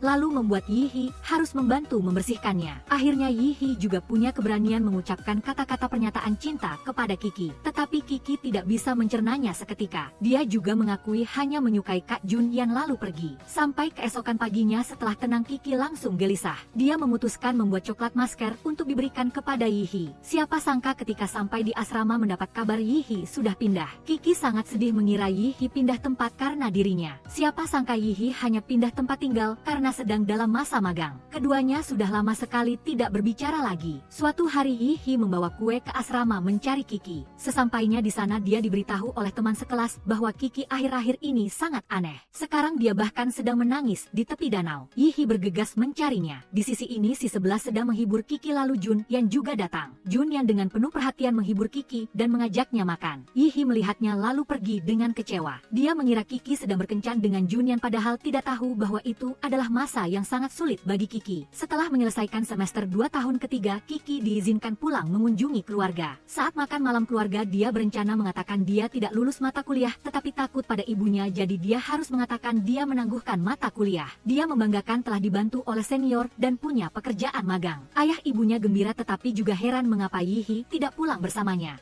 Dia hanya bisa mengalihkan pembicaraan bahwa Yihi juga punya urusannya sendiri. Kiki pindah tinggal bersama si 11 agar lebih mudah untuk magang. Saat ini dia mendapat kabar topik yang dia pilih ternyata sudah dipakai. Kiki terpaksa harus datang ke sekolah untuk memilih lagi. Melewati tempat menjual tanaman sukulen, dia kebetulan bertemu Junyan. Junyan mengatakan dia sudah bicara untuk membantunya agar Kiki mendapat pekerjaan magang. Dia juga heran melihat selera Kiki agak aneh, sebab dia pikir anak perempuan akan suka bunga daripada suka tanaman seperti itu. Junyan juga memberi ide topik baru kepada Kiki agar dia bisa memilih. Keduanya berbincang sangat gembira. Untungnya topik baru Kiki ini sudah disetujui. Untuk berterima kasih pada Junyan, Kiki mengundangnya makan. Junyan juga membantunya mendapat kesempatan berbicara dengan ahli botani. Dia juga berjanji akan menulis esai bersamanya. Walaupun Junyan terlihat sangat baik, si 11 selalu mengingatkannya tentang orang ini. Kiki datang ke perpustakaan untuk menulis esai bersama Junyan. Setelah itu keduanya juga pergi jalan-jalan bersama. Junyan menyarankan Kiki memulai bisnis bersamanya. Kiki langsung setuju dengan antusias. Dia juga mencurahkan banyak upaya begadang membuat proyek untuk Junyan. Meskipun si 11 sudah sering mengingatkannya, Kiki tetap percaya Junyan sepenuhnya. Sudah lama tidak bertemu Yihi, dia ingin mengiriminya pesan menanyakan kabar tetapi mengurungkannya. Di sisi ini Yihi memutuskan pindah dari asrama. Bagaimanapun dia sudah hampir lulus. Teman sekamarnya sangat mengagumi pekerjaan Yihi, tetapi juga tidak lupa menyindir masalah percintaannya. Kiki datang ke kantor profesor untuk bersih-bersih lalu menyadari profesor ini adalah ayah Lusha, dan Junyanlah yang memperkenalkan profesor ini padanya. Hal ini membuatnya bertanya-tanya tentang hubungan Lusha dan Junyan. Yihi menghadiri pesta perusahaan lalu bertemu Lusha lagi. Berkat itu dia juga mengetahui Kiki masih berhubungan dengan Junyan. Yihi merasa khawatir lalu mengirim beberapa pesan untuk mengingatkan teman perempuannya itu. Namun saat itu Junyan sedang memegang ponsel Kiki. Melihat pesan masuk, dia langsung menghapusnya. Yihi di sini sangat khawatir karena Kiki tidak membalas pesannya. Lusha memanfaatkan kesempatan mendekatinya, tetapi Yihi tetap hanya setia pada Kiki saja. Junyan sudah lama menyadari kebingungan Kiki tentang hubungan antara dia dan Lusha. Dia dengan cerdik menjelaskan dan berhasil menghilangkan kebingungan Kiki ini. Beberapa hari ini Kiki mengalami mimpi buruk sampai tidak bisa tidur membuatnya harus minum obat. Hendak mengirim pesan ke Junyan, siapa sangka dia malah mengirim pesan lebih dulu. Junyan bahkan memberinya boneka beruang.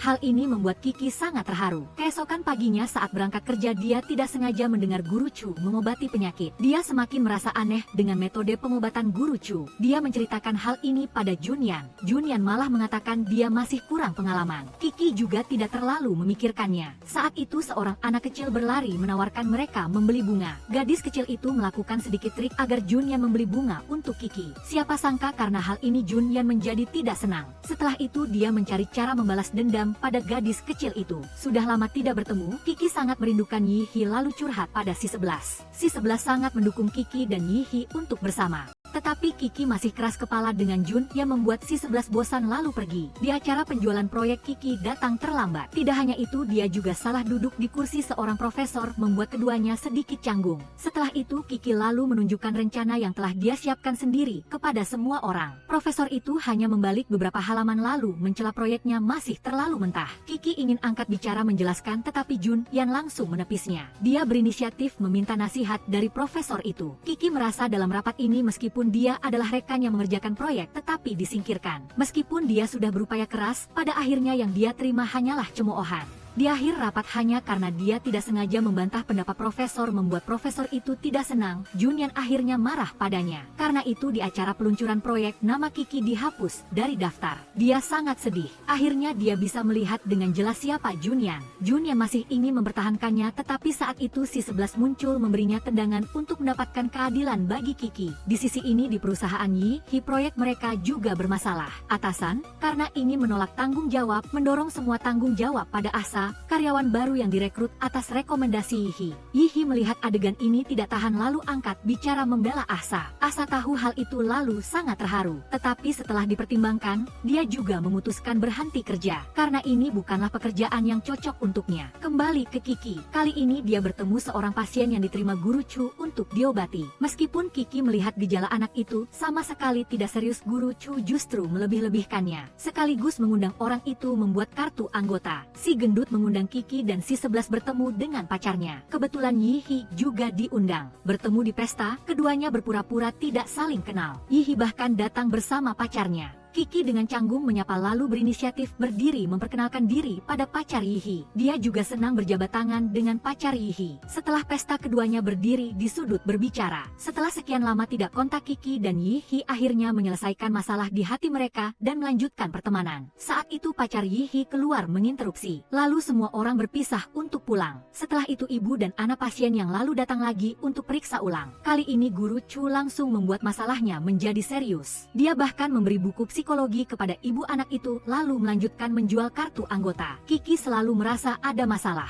karena apa yang dikatakan anak itu persis sama seperti di buku. Dia coba memeriksa kamera lalu tahu apa yang dikatakan anak itu karena Guru Chu telah membisikinya untuk mempertahankan pelanggan. Anak itu berkompromi karena ketika sakit dia tidak perlu pergi sekolah. Akhirnya dia juga tahu wajah asli profesor ini. Setelah itu dia diundang bertemu oleh Yihi. Kiki diundang Yihi ke rumahnya. Dia juga memberinya kunci yang sama seperti dulu. Yihi bilang Kiki boleh menganggap rumahnya sama seperti tempat untuk berlindung. Saat itu teman-teman juga datang makan minum sampai kenyang. Kiki menceritakan semua hal kepada teman-temannya. Semua orang berbincang dengan gembira. Saat itu pacar Yihi pulang. Menyadari sandal miliknya di rumah Yihi telah dipakai Kiki, dia tidak begitu senang. Semua orang melihat sikapnya lalu mengerti dan pamit pulang. Sesampai di rumah, Kiki menyimpan rapi kunci itu di dalam kotak kenangan. Setelah itu dia juga mengajak Junyan makan. Bukan ingin berdamai dengannya, tetapi hanya ingin mengungkap perilaku Guru Chu kepada Junyan saja. Kiki terkejut melihat sikap Junyan kali ini sangat tenang. Namun setelah itu dia malah memergoki dia di belakangnya berbicara menuduhnya kepada Guru Chu untuk mendapatkan kepercayaan. Tetapi dia tidak menyangka Kiki telah mendengar semuanya. Dia berbalik memutuskan untuk mengekstrak semua gambar di kamera lalu berhenti bekerja. Junyan ingin menahannya tetapi Kiki sudah benar-benar kecewa dengan orang ini. Kali ini dia pergi dengan tegas. Di sisi ini pacarnya sudah menyiapkan pesta piknik bersama Yihi. Dia berbicara banyak tentang masa kuliah.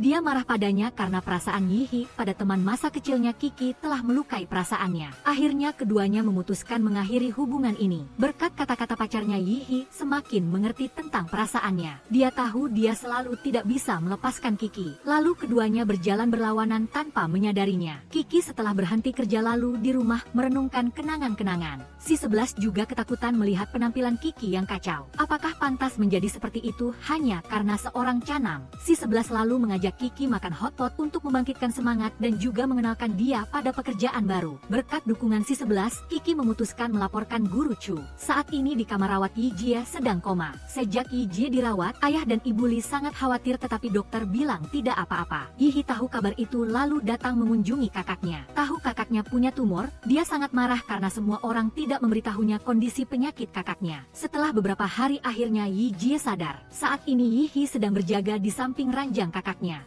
Melihat kakaknya sadar dia sangat gembira lalu terus-menerus bertanya. Yijie bilang tidak apa-apa karena tidak ingin Yihi mengkhawatirkannya. Ibu Xiong juga datang mengunjungi Yijie. Beliau juga ingin mengatur Kiki datang merawat Yijie karena putrinya juga sedang magang di sini. Ibu Xiong menelepon Kiki tetapi Kiki tidak mengangkat karena dia sedang sibuk. Ibu Xiong cemas lalu pergi mencari Kiki. Saat itu dia sedang sibuk menulis artikel melaporkan Guru Chu. Ibu Xiong datang memarahinya kenapa tidak mengangkat telepon. Akhirnya Kiki juga datang mengunjungi Kak Yijie. Yijie ingin Kiki datang mendekat merawatnya tetapi Kiki malah menghindar. Tiba-tiba Kiki malah berlari keluar. Hal ini membuat Yijie sangat bingung. Juga membuatnya merasa rendah diri mengenai penyakitnya. Yihi menemaninya dan menghiburnya. Keduanya juga mengambil sebuah foto bersama. Ibu Li melihat pemandangan ini, hanya bisa menangis sedih. Dia sangat menyayangi putri ini. Dia takut jika operasi terjadi masalah yang akan membuatnya kehilangan putrinya. Malam itu Yihi mengirim pesan ingin Kiki menjelaskan kejadian hari ini, tetapi tidak mendapatkan balasan. Beberapa hari setelahnya semua orang merawat Yiji dengan sepenuh hati. Sampai pada hari Yiji akan segera dioperasi semua orang sangat khawatir. Hanya Kiki yang tidak terlihat batang hidungnya. Yiji mengira Kiki membenci penampilannya sehingga merasa sangat sedih. Yihi melihatnya dan merasa sangat sakit hati. Dia lalu mencari Kiki untuk memberitahukan kabar bahwa Yiji akan menjalani operasi besar. Dia masih berharap Kiki akan datang. Tetapi Kiki tidak mengatakan apa-apa membuat Yihi kecewa dan pergi. Sampai pada hari operasi dokter mengatakan ini adalah operasi yang sulit dan risiko keberhasilannya tidak tinggi. Semua orang berada di sisi Yiji untuk menghiburnya. Yiji menggunakan sedikit waktu singkat sebelum operasi untuk menyampaikan kata-kata cinta yang paling tulus kepada semua orang. Sampai Yiji didorong masuk ke ruang operasi, Kiki tetap tidak terlihat. Yihi hanya bisa mengucapkan beberapa kalimat agar Yiji tenang. Semua orang sangat khawatir sementara Yihi khawatir sekaligus marah. Akhirnya Yihi melihat Kiki tetapi baru saja hendak turun menjemputnya dia tidak melihatnya dimanapun. Ternyata Kiki datang ke sini karena ada janji dengan Junyan untuk berbicara tentang masalah Profesor Yo. Pria itu masih ingin Kiki membantu Profesor Yo bebas dari tuduhan. Yihi melihat pemandangan ini dan menjadi sangat marah karena mengira Kiki tidak peduli pada Yiji. Dia menjadi semakin kecewa pada Kiki. Ayah dan Ibu Xiong juga datang dan memarahinya beberapa kalimat. Sungguh, dia sama sekali tidak bijaksana. Ayah dan Ibu sangat marah, tetapi selama waktu ini Kiki juga benar-benar sangat sulit. Setelah mengatakan itu, dia langsung marah lalu pergi. Saat ini Ayah dan Ibu Xiong menerima kabar bahwa Yiji mengalami masalah. Kiki mengetahui hal itu dan langsung berlari. Fakta bahwa dia tidak menemui Yiji membuatnya sangat menyesal dan menyalahkan diri sendiri. Dia cemas bertanya kabar kemana-mana tetapi semua orang mengabaikannya. Itu juga alasan mengapa Kiki dijauhi semua orang di awal film. Setelah menjalani operasi besar, Yiji menjadi seorang streamer terkenal, sedangkan Kiki bekerja di sebuah perusahaan periklanan. Saat ini Kiki juga sudah sampai di rumah. Dia perlahan berjalan masuk gerbang tepat saat dia bertemu Yiji keluar. Tetapi Yiji menutupi seluruh wajahnya membuatnya tidak mengenali. Yiji memanfaatkan kesempatan untuk menakuti Kiki bahwa kakak Yiji sudah meninggal. Tetapi Kiki tidak mudah dibohongi seperti itu. Kiki bermaksud meminta maaf pada Yiji tetapi kakaknya tidak mau mendengar dan langsung kembali masuk rumah. Kiki lalu pulang mencari orang tuanya tetapi saat ini Ayah dan Ibu Xiong sedang menerima tamu. Dia terus-menerus meminta maaf tanpa memperhatikan situasi. Ternyata ini adalah keluarga Wenzi datang untuk berterima kasih pada Kiki karena dia tidak sungkan merawat Wenzi. Ayah dan Ibu sudah tahu semuanya sehingga tidak lagi menyalahkannya. Hari itu kedua keluarga kembali mengadakan kumpul-kumpul makan bersama. Ibu Li sama sekali tidak menyalahkan Kiki bahkan dengan ramah memperhatikannya. Yiji tidak mau mendengar Kiki meminta maaf sehingga berbalik pergi. Melihat itu Kiki lalu mengejar kakaknya untuk mengucapkan permintaan maaf. Meskipun demikian Yiji tetap tidak mau memaafkan Kiki semudah itu. Keesokan harinya Kiki bersama Yiji pergi mengunjungi makam Wenzi. Ternyata pada tahun keempat kuliah Wenzi sakit parah. Kiki telah merawat Wenzi dengan sepenuh hati tetapi akhirnya gadis itu tetap tidak tertolong. Kepergian Wenzi menyebabkan kehidupan Kiki menjadi suram. Saat itu Kiki juga baru putus dengan pacarnya. Hantaman dari karir dan percintaan membuatnya jatuh. Karena itu ketika Yiji sakit Kiki tidak berani menghadapi Yiji karena dia takut Yiji juga akan meninggalkannya dan pergi. Yiji akhirnya mengerti alasan mengapa Kiki tidak datang merawatnya. Dia bahkan menghibur Kiki dan juga tidak lagi marah pada Kiki. Yiji kembali seperti dulu dengan ramah memperhatikan Kiki seperti seorang kakak. Kiki juga membuat makanan mengundang Yiji. Keduanya mengenang cerita masa kecil bersama. Setelah itu Yiji bertanya pada Kiki tentang rencana masa depan. Keduanya juga membicarakan tentang Yihi. Kiki mengungkapkan bahwa Yihi pernah menyatakan cinta padanya di tahun kedua tetapi karena saat itu dia sedang jatuh hati pada seniornya dia menolak. Namun sejak saat itu hubungan dia dan Yihi menjadi semakin jauh. Yiji menyemangati Kiki untuk memulai dari awal lagi. Yiji lalu menceritakan hal ini kepada Yihi bahwa Kiki memiliki kesedihan tersendiri sehingga tidak datang menjemputnya saat dia sakit. Sekarang dia juga sudah memaafkan Kiki. Yiji mengatakan kepada Yihi bahwa dia selalu merindukannya. Keesokan harinya Yiji memanggil Kiki ke rumahnya untuk melihat seperti apa sebenarnya perasaan Kiki terhadap Yihi. Kiki malah mengira Yihi sedang bersiap untuk menikah dengan pacar barunya. Sudah begitu, dia juga melihat Ayah dan Ibu Li menyiapkan permen gembira membuatnya semakin cemas. Sampai-sampai itu menghantuinya dalam mimpi. Dia memutuskan akan pergi mencari Yihi tetapi dana tidak cukup sehingga terpaksa meminjam dari Yiji. Dia yang Yiji juga harus memutar-mutar banyak hal baru memberinya pinjaman. Kakaknya bahkan membuat perjanjian dia harus membawa pulang adiknya. Kiki naik pesawat pergi menemui Yihi. Tak disangka malah bertemu Ayah dan Ibu Li di sini. Setelah turun dari pesawat dia mengikuti Ayah dan Ibu Li ke sebuah pesta mewah. Tetapi karena dia tidak punya tiket dia tidak diizinkan masuk. Dia nekat berlari masuk siapa sangka diangkat keluar oleh keamanan sampai ke pintu. Dia lalu menelepon meminta bantuan kakak Yiji. Saat ini langsung bertemu dengan Yihi. Dia malu tidak berani mengatakan bahwa dia datang ke sini mencarinya, hanya mengatakan dia kebetulan sedang berlibur. Yihi terlihat sedikit kecewa. Kiki menyalahkannya menikah bahkan tidak mengundangnya. Tetapi ternyata ini hanyalah pesta perusahaan Yihi saja. Dan orang-orang tidak sengaja memutar musik pernikahan yang salah. Yihi tidak bertele-tele. Dia memberitahu Kiki bahwa dia sudah diberitahu semuanya oleh Yiji. Yihi bertanya apakah Kiki ingin mengejarnya atau tidak. Kiki sangat malu karena bertanya balik maksud Yihi, tetapi dia langsung pergi karena masih ada urusan. Sedangkan dia tetap tidak diizinkan masuk. Tiba-tiba pada saat ini dia merasa mengikuti rencana Yiji, sepertinya ada yang salah.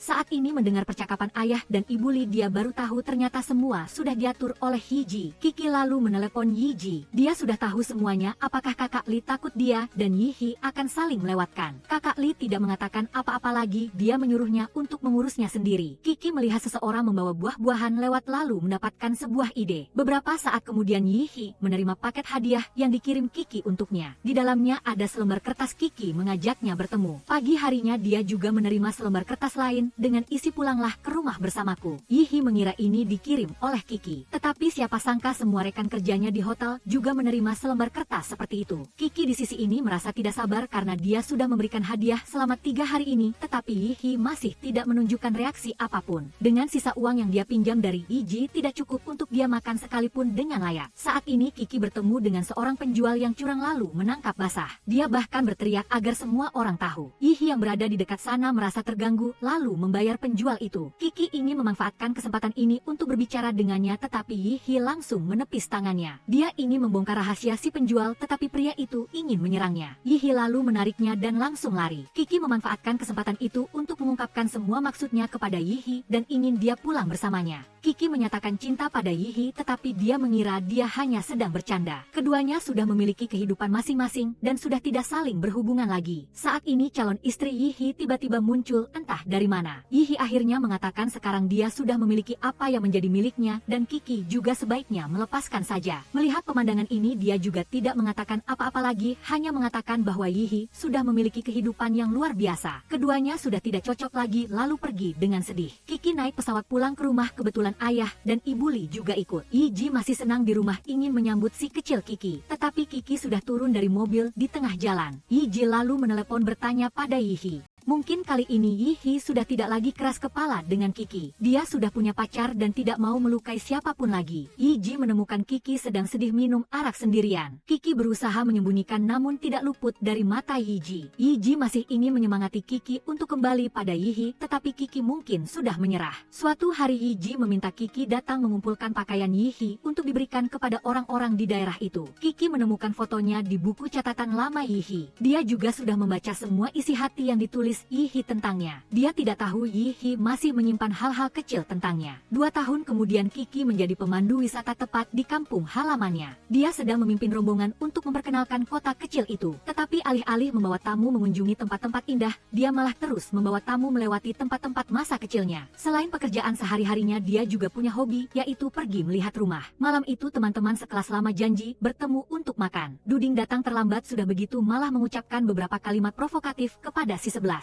Pria ini baru saja datang langsung membuat seluruh meja tidak tahan. Dia bahkan melontarkan kata-kata penghinaan kepada orang lain. Si 11 lalu angkat bicara membela temannya. Duding ingin membuat masalah, tetapi semua orang berdiri untuk melindungi kedua gadis itu. Pria itu diusir maka suasana menjadi lebih menyenangkan. Di akhir acara Kiki tidak lupa berterima kasih kepada sahabatnya yang telah menyelamatkannya dari Duding yang menyebalkan itu. Yiji sedang beristirahat di rumahnya lalu Kiki datang ingin meminjamnya sebidang tanah untuk memulai bisnis menjual ayam goreng. Tetapi Yiji sama sekali tidak tertarik, lalu berdiri menutup pintu mengantarnya pulang. Ketika Kiki pergi, Yiji terus mencium bau ayam goreng yang familiar di sekitar sini. Ternyata Kiki tidak berhasil meminjam tanah lalu menjual ayam goreng tepat di depan gerbang rumah Yiji. Kiki sepertinya ingin menempel pada Yiji sampai dia meminjamkannya tanah. Tetapi Yiji langsung mengusirnya. Baru saja mendorong gerobak ayam, tidak lama kemudian Kiki bertemu Rupen. Dia bahkan diundang oleh teman prianya itu untuk makan semangkuk mie. Setelah mengetahui rencana Kiki, dia sangat mendukungnya. Kakak Ru bahkan meminjamkan rumahnya yang sudah lama tidak dipakai untuk Kiki membuka toko ayam goreng dan tidak perlu membayar sewa. Di sisi ini Yihi makan malam bersama pacarnya. Keduanya bahkan membicarakan tentang keluarga kecil mereka di masa depan. Saat ini ada yang menelepon. Yihi dan pacarnya juga berencana untuk pindah rumah. Dia ingin pulang ke kampung halaman sebentar, tetapi pacarnya berpendapat lingkungan luar negeri lebih cocok untuknya sehingga dia tidak akan pulang ke negara asal. Kepulangan kali ini hanya untuk memberitahukan akan pindah ke luar negeri saja. Setelah itu pacar bersama Yihi pulang ke kampung halaman bertemu keluarga. Seluruh keluarga sudah lama tidak berkumpul. Meskipun pacar Yihi sangat cerdik, tetapi Yiji kurang menyukainya. Dia terus-menerus menyebut Xiong Kiki membuat pacar Yihi tidak senang. Dia lalu memberitahu seluruh keluarga tentang rencana mereka berdua akan pindah. Kunjungan kali ini mungkin akan lama sekali baru bisa pulang lagi. Kabar ini membuat semua orang sangat terkejut. Yiji tidak menyia-nyiakan kesempatan untuk menyindir adiknya. Dia tidak mendukung ide ini. Sementara ayah dan ibu Li selalu tidak ingin Yihi dan pacarnya berselisih sehingga tetap menenangkan. Setelah itu pacar Yihi pergi. Ibu Li tahu bahwa situasi tadi membuat Yihi canggung. Dia hanya bisa menghiburnya beberapa kalimat. Yihi pergi ke rumah kakak Ru dan bertemu Kiki sedang merenovasi untuk membuka toko ayam. Keduanya sudah lama tidak bertemu sehingga senang bertanya kabar satu sama lain. Kiki juga memberi Yihi sekotak ayam goreng. Yihi diundang makan bahkan mengkritik rasanya tidak enak. Dia sangat gembira melihat Kiki bahagia melakukan apa yang dia inginkan. Akhirnya si bodoh kecil itu sudah dewasa. Yihi pergi bermain bersama Kiki. Keduanya kembali seperti saat kecil. Yihi bahkan membantu Kiki menyiapkan segala sesuatu untuk membuka toko ayam goreng. Belum lama gembira, pacar Yihi sudah memesan tiket pesawat dan keduanya harus segera pergi. Ibu Li bahkan dengan perhatian menyiapkan banyak hadiah untuk mereka berdua, tetapi pacar Yihi menolak. Kiki yang berdiri di samping mendengar semuanya. Pacarnya memutuskan terlalu cepat membuat Yihi terpana. Sementara Yiji tetap tidak lupa menentang ide ini. Yihi juga memutuskan untuk pergi bersama pacarnya. Pada hari keberangkatan Yihi dan pacarnya, Yiji meskipun kesal tetap berpesan pada adiknya untuk lebih sering menelepon ke rumah, sekaligus mengingatkan Yihi untuk pamit pada Kiki sebelum pergi. Tetapi Yihi langsung pergi begitu saja membuat Yiji kesal. Kiki baru saja membawa sekotak ayam goreng pulang ingin memberikannya pada Yihi. Siapa sangka baru pulang dia sudah pergi. Dia lalu naik mobil mengejar. Mobil Yihi dan pacarnya berhenti di pom bensin. Yihi selalu menantikan sesuatu. Saat ini Kiki juga sudah menyusul. Untungnya dia masih memberikan hadiahnya padanya, yaitu sekotak ayam goreng dari tokonya. Setelah Yihi dan pacarnya pergi, Kiki memutuskan untuk potong rambut. Yihi duduk di pesawat sambil memegang hadiah dari Kiki. Pacarnya melihatnya lalu tidak senang ingin dia membuang hadiah itu. Sampai di bandara Yihi selalu merasa enggan tidak mau pergi. Pacarnya melihat dia terus memeluk erat kotak hadiah yang diberikan Kiki maka langsung ingin membuangnya. Akhirnya Yihi juga memutuskan untuk putus karena mungkin mereka berdua tidak cocok. Yihi sambil duduk memakan hadiah yang diberikan Kiki sambil mengenang kenangan masa lalu. Kiki masih berjalan melamun di jalan berbalik melihat Yihi sudah kembali. Dia sangat terkejut karena Yihi sudah memutuskan untuk tinggal. Karena dia hampir saja kehilangan sesuatu yang penting dalam hidupnya. Yihi juga sudah mengatakan perasaannya kepada Kiki. Dia mengutarakan niat untuk bersama Kiki melanjutkan perjalanan hidup selanjutnya. Di sisi ini Yiji sedang duduk di rumah dengan gembira mengipasi diri lalu bertemu adiknya bersama Kiki pulang dengan senang. Mungkin orang yang paling bahagia adalah kakak Yiji. Malam itu kedua keluarga berkumpul. Yihi secara resmi mengumumkan kedua orang itu akan berpacaran kepada kedua orang tua. Ibu Li masih merasa kesal mengapa keduanya memiliki perasaan tetapi saling melewatkan selama bertahun-tahun. Yiji lalu mengeluarkan foto yang dia ambil bertahun-tahun yang lalu untuk menggoda pasangan muda itu. Kedua keluarga bahkan mendesak keduanya untuk cepat karena orang tua sudah sangat ingin menggendong cucu. Beberapa hari setelah itu Yihi membantu Kiki membuka toko ayam goreng. Kiki sangat bersemangat dengan restorannya yang satu kotak satu potong beruang kecil itu. Dia tidak hanya berbisnis ayam goreng tetapi juga memanfaatkan keahliannya yang dulu untuk memberikan konseling psikologis kepada pelanggan. Hari itu Yiji mengundang teman-teman makan-makan. Itu juga untuk meminta bantuan semua orang melamar Kiki. Teman-teman lalu memberikan ide untuk menjatuhkan cincin kawin ke dalam mangkuk sup. Saat ini Kiki juga terburu-buru datang. Melihat semua orang menyajikan sup enak untuknya, dia langsung menyeruputnya sampai habis. Dia menelan cincin yang dijatuhkan Yihi ke dalamnya tanpa tahu apa-apa. Kiki malah mengira itu adalah kerang. Yihi dengan cemas membawa Kiki ke rumah sakit. Melalui hasil rongen Kiki baru tahu bahwa benda yang baru saja dia telan adalah sebuah cincin. Setelah bersusah payah mencuci, akhirnya cincin itu keluar dari perut. Tetapi klosetnya adalah kloset otomatis. Jadi cincin itu sudah hilang. Kiki takut cincin itu mahal lalu bertanya pada Yihi. Dia takut dia akan menyalahkannya. Tetapi bagaimanapun juga dia juga tidak ingin melihat cincin itu lagi. Tidak lama kemudian Kiki dan Yihi mengadakan pesta pertunangan. Semua orang datang lengkap dan sangat gembira. Tiba-tiba ada tamu istimewa. Itu adalah Xiong Yi. Sudah lama tidak bertemu, semua orang senang. Semua orang semakin gembira melihat Xiong Yi datang ke sini untuk memberi selamat kepada pasangan muda itu. Pria yang dulu suka bersaing dengan Yihi itu kini sudah dewasa.